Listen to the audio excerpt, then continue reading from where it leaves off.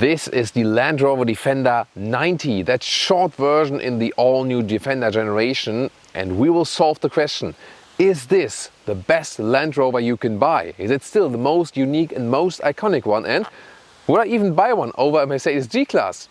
Let's find out here together. It's Thomas and Autogefuel. Let's go! Now 20 centimeters or 8 inches wider than the predecessor. Now no leather frame anymore, aluminum unibody structure. And independent suspension, well, this one has nothing in common with the predecessor. But what does it have in common with the Land Rover or even Range Rover brothers? We'll find out, especially in the driving part. A strong styling here, so upright, so angular. That still makes it so extremely unique on the market overall. LED headlamps are standard, optional also matrix LED, and a Tasman blue color for today. Not quite a Thomas blue, but as Thomas blue as it gets for the moment. Still a very unique color indeed. Yeah, thinking about the Tasman Sea, why not? And the nice silver contrast in the lower part. Styling wise, yeah, it's still the angular Land Rover styling, and I think as good as it gets here in their lineup, isn't it? What's your take on that? And a special styling also for the turning indicators, already here in the front. Really fancy, isn't it? Something different. And for an even more unique look, you can also get these contrasting plates here in the metal plate style. It is hard plastic though, but really accounts for a more rugged look here already in the front. Who thinks this side profile, this vehicle here, looks like a toy car from the 90s? Join me in the comments. 4,58 meters or 180 inches is the length here of the Defender 90. If you would go for the longer and also longer wheelbase, Defender 110, you have here additional 44 centimeters or 18 inches plus. That would be, you know, the additional length right there. This one, of course, so interesting because basically in the front you have a full-size off-roader, a full-size SUV, but then with compact SUV dimensions and length. This is of course a very unique position on the market overall. 18-inch steel wheels we have here, just so loved in the contrasting white style. Also you can get a white contrasting roof. This is just so amazing, you know, because that's how it's supposed to be with the Defender. You can go up to 22-inch aluminum wheels meanwhile, but what for? That's not how it's meant to be, isn't it? And suspension-wise, in the European market, you can start with the steel suspension for the 90 Defender. Optional and air suspension, that is already included in the US market. We also have it here today. Of course, the air suspension adds even more off-road capability because you can pump it up, y'all. And when you put that air suspension all the way up, you have 38 degrees approaching angle, 40 degrees descending angle. The ground clearance, 29 centimeters or 11 inches, and 90 centimeters or 35 inches wading depth. A very impressive styling also for the rear, and hardly ever on the market we still find this upright building style for the rear. And squircle tail lamps right here, and the typical side opening here for the rear hatch because we have the replacement tire right here. And by the way, if you're interested in off-roading this one here or also the longer version, we also have a video with a special on that. The turning indicators in the rear are, by the way, right here. Oh, ain't that cute. The key is not premium at all, not to my liking, but really solid and big door handles and door closing sound. That sounds great. Inside of the door with a, let's say, neoprene-like texture here, also soft. Similar material is also used by Mercedes in their new EQS and the EQE. Really cool. Feels really nice indeed. And then these real screw applications to give this rugged look once again. Also here at the inside of the dashboard. And they once said when they presented it at IAA Motor Show 2019, I think it was, here that they could actually hang the whole car just, you know, right here and let it fly through the air basically, just on a rope. So they didn't do it for safety reasons, but theoretically it's possible, they say. Then the interior here, basic and rugged, that's how it's supposed to be. That's still a Land Rover. Yes, it is nothing like the predecessor Defender, but the Defender is still as Land Rover-ish as it gets. You can see it here, even the PU steering wheel in the base version, so no animal leather here whatsoever. That's great. Also here with these fabric seats. So really cool that we still can get an animal-free Land Rover. That's great. And the fabric seats will be more breathable, and they're also way more comfortable than the slick surfaces they offer. Interesting that the back part position is controlled right here. So that's unusual, but why not? It's actually quite practical. Seating position in the front, very comfortable, upright, king of the road driving position. So that's what I say. In the front you have this full-size SUV or full-size off-roader feeling, but still you have compact dimensions. That's so lovely about the Land Rover Defender 90. And yeah, it's already getting like, hey, let's get off-road and so on and have a lot of fun. That's so cool. Here, steering wheel up and down, in and out, very smooth process. And once again, these fabric seats are the most comfortable you'll sit in a Land Rover overall. And a very nice option you can get here is the front jump seat. Either you have these cup holes in the front, or you can push it up, and then you have a third seat in the front. Sitting there is not ideal, but it's definitely a lot of fun with 3 people here in the front. Let me test that actually. You know, it's a meme here when people say like minute 6:33, Thomas in the back seat when I'm fitting into a very small vehicle. But yeah, that's maybe like today the time code with Thomas in the jump seat. Looking forward to that. Yeah, that's indeed really funny. It does fit headroom wise, but with my knees here, what the hell? Yeah, but still a lot of fun. And yeah, maybe for the kids it might be something interesting, but they need to be like, you know, in the proper size in between, so no child seat, but then again not too tall. So yeah, definitely limited use. Hey, get away with the knee, I need to use the shifting lever. Well, and then there's also that thing that you plug in your smartphone right there, and then you have it maybe here in the cup holders.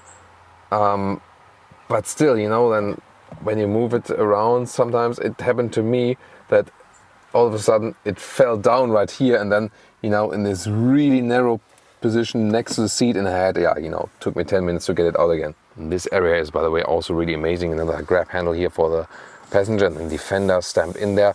Really, you know, rugged materials, but that's totally fine. At the same time, they have a mix, because here this neoprene style soft fabric is once again here. It feels so nice. And also here at the lower part of the dash. Once again, this interior overview with the square look inside, that is just so amazing. I really love that. Then the shifting lever in an easy position. Here also the infotainment system, 10-inch, you can reach that very well. Apple CarPlay you can see here, and that sound system is not too bad, but also nothing special indeed. And it's really great that we still have manual climate dials here, left and right. If you press this, you can control the vent strength, and when the engine is running you can also press this one here and then control the seat heating, for example, with that. Then the air suspension is set here, all the off-road driving commands, you know, gear reduction and so on. So this is all available right here, and the shifting lever, once again, a very cool truck-alike place, something like that. Really happy also with this unit. In the infotainment system itself, you rather use the Apple CarPlay or Android Auto. Integration is good, because other than that, the normal main menu is really slow. You have this interesting off-road information, that's quite cool, with the angles and so on, that's nice. Other than that, here the normal system looks like this. Map is, yeah, responsive enough, I would say. That's actually okay, but when you browse through the rest of the menu, sometimes it looks a little bit old school and laggy. On the steering wheel, here you have the volume control, but that's, you know, feeling really cheap. And on the right side, you set the cruise control. Instruments here today, a mix of analog, left and right, and digital then in the middle part. So why not actually? And you have digital speed in the middle part, that's all enough. You can also get full digital instruments, but these ones are cooler, aren't they? And the lower part of the jump seat, or the back part, depending on, has more charging possibilities. You slide the seat forward here to get in the back, and then you can fold up these head restraints. That's a quite good solution, because you know, when they are down you have a better visibility.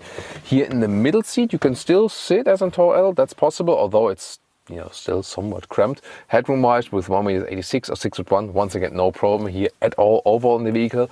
Really nice, these additional windows here. Again, you know, this creates such a unique atmosphere to have these windows here, good traveling feeling. And even if I'm here behind my driver's seat, it does fit with the legroom, so indeed it is suitable for 5 tall adults plus jump seat, whoever is supposed to sit there, indeed. And once again, a nice, very comfortable fabric here, so it's really comfortable here and also super cozy. Yeah, these retro, you know, inserts here, they're not really necessary. I would rather have, you know, a clear view to the outside. But overall, this car here on all seats, once again, delivers such a unique experience no other car has on the market. Oh, and what's here underneath the passenger seat? Oh, here's the car battery. And here we have that side opening, so unique. The downside, of course, of the short version is the length here is at 40 centimeters or 16 inches. That's extremely short. You can see here this cabin trolley does fit in, but it's actually quite high here overall. This is just like, this cover here, you can easily remove it, and then you have this rugged plastic or thing in a metal skid look here at the back part and also here at the lower part, really rugged indeed. And then you fold the seats from here already like this, also with the ski hatch is possible, like this split, or then all the way like this. So let me remove this as well, and then you can see you have, a big area still left. But you have this step there. That's of course a bad thing to have. Otherwise, if that wouldn't exist here, then you could easily just push all the things through and the trunk would be, as easy to use as with the long version. In that way, of course, still has a disadvantage, of course. But the coolest thing are square dimensions here for the height. 90 centimeters or 35 inches in the height. That's amazing. And here in the width, it's about a meter or 40 inches. And that's really great for, gardening work, like put in big packs or something like this. And here the length then overall to the front seats, we're at about 130 centimeters or 50 inches. And I'll show you a nice trick how to unfold the seats again from the trunk. It's, like pulling in the anchor like this, just use the seat belt. Engine choices: a 2-liter 4-cylinder petrol engine, 3-liter 6-cylinder, or 5-liter V8 supercharged. Whoa, that in this vehicle we will test it at a later stage. And there's also the diesel available, a 3-liter 6-cylinder, the small diesel not available anymore. And the good thing is high displacement but low horsepower figure, 200 horsepower. You can also get in lower spec, still 3 of displacement. That's actually a way to go, because so many engines nowadays are so highly tuned from low displacement, and that can't go right, So definitely a clever choice right here. We'll soon find out more in the driving part. Welcome to Thomas's Retro Driving Lounge with the Land Rover Defender 90, that short version. And this is indeed the Defender, as I said earlier, as I would spec it.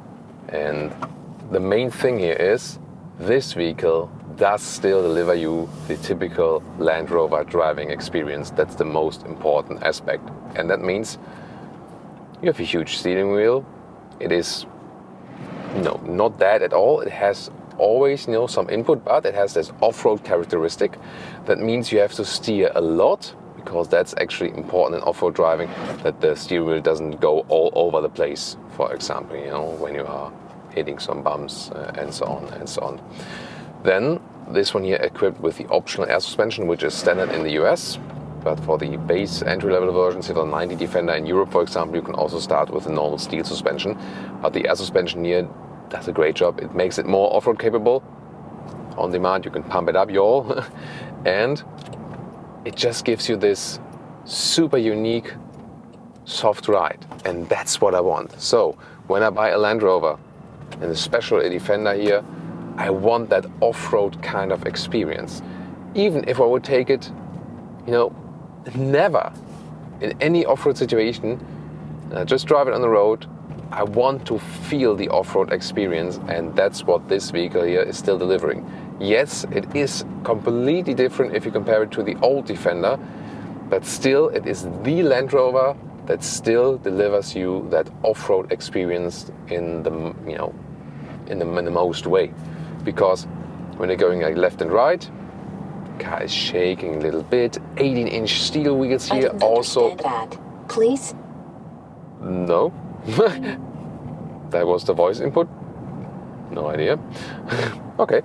So, the car is leaning, shaking a little bit, and also these smaller wheels make the ride just more comfortable.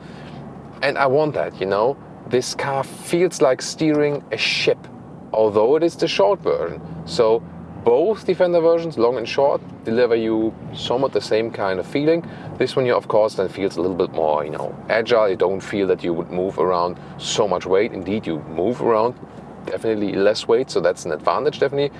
The driving experience, yes, more likable here with the short version. So if you don't need the rear space for your family or something, then you can just as well go for the short version and have this advantage that you can park in and out in the city just a little bit better. Roundabout visibility is also good because you have this upright building style of the windows. And I mean, yeah, there's no comparison even to comparing the old Defender in driving. This has nothing to do with it, and it's also, as I said, way wider, way longer. Here, when I'm just going off the side of the road with these all-terrain tires, who cares? If there would be some obstacle in front of us, we just go over it, you know? So this is the cool thing here, and it still delivers you such a unique driving experience, the most unique one in the Land Rover lineup. I just love that. You know, this car gives you the feeling, it doesn't matter if I'm driving on the road now, or if I just make a left turn and go across this field, I would not care and the car wouldn't care either. That's the thing that is transported in the driving experience here, even if you just drive it on the road. Fuel economy, by the way, here for the 3-liter 6-cylinder diesel. Oh, there's a Range Rover coming. Range Rover Sport it was. So it's about 10 liters or more kilometers, so 20-something mpg US, close to 30 mpg UK. Of course, you can also get the petrol engines, as I said earlier, with the 4, 6, or 8 cylinders.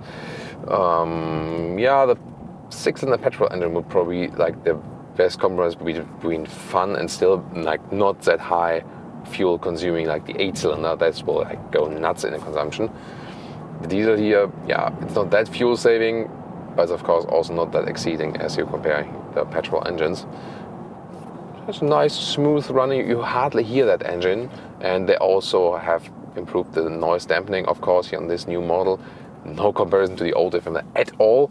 And also, if you compare to the rest of the Land Rover lineup, this one is very well insulated. So that's actually quite cool. And I love this upright A-pillar, for example. Once again, this is still like a, you know, this is an honest vehicle, and it's not pretentious at all. So if you also compare it to the Mercedes G-Class, that's the main difference. The G-Class is definitely, I mean, it is still off-road capable with, you know, corresponding tires and so on. But mostly, you know, like a show-off road vehicle and used for short trips inside the city. That's what the G-Class is meanwhile basically for. Not saying that this one won't be used for that either, and why not? I mean, you can do that, sure. But you can get this one here at half the price of a G-Class, and it's not pretentious at all. That's the thing, especially here in this equipment. You can also spec a rather pretentious Defender and make it like super expensive and so on. But this one here definitely, that's why I'm so happy that we got this kind of based version of the Defender for you today. I love that, and that's exactly the way you should actually buy it. Now we're getting on the motorway and show you more about how does it handle actually at higher speeds. Now acceleration from 40 kilometers an hour, let's go.